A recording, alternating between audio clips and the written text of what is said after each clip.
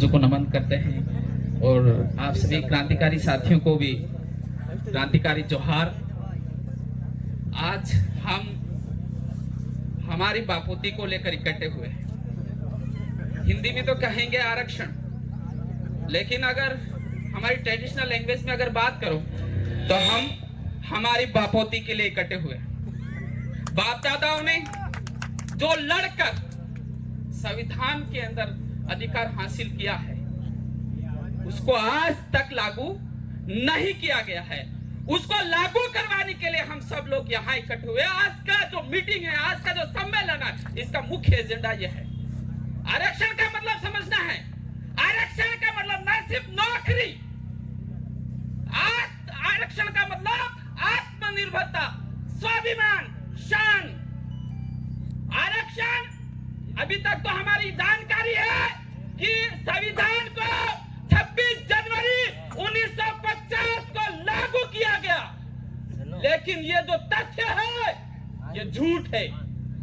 आदिवासियों का जो संविधान था, आदिवासियों के लिए जो संविधान तैयार किया गया था, संविधान सभा के द्वारा 5वीं अनुसूची जो बनाई गई थी, वो 26 जनवरी 1950 में लागू नहीं की गई।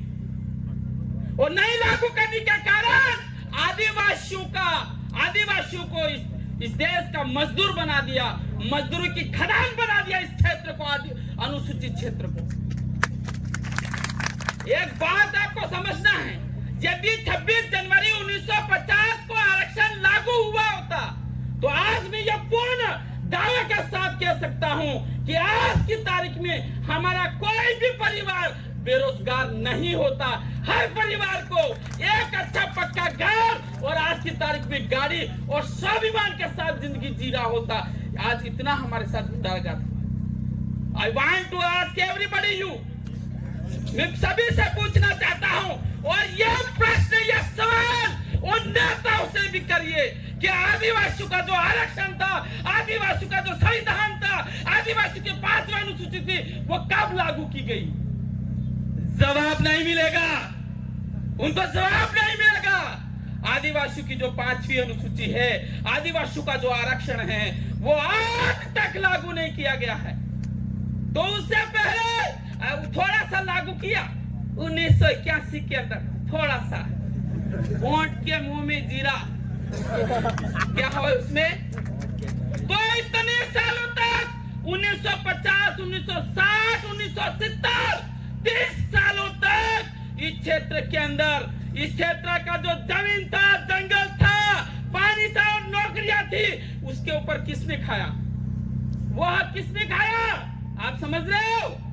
वो हक किसने खाया? किसने खाया होगा ना?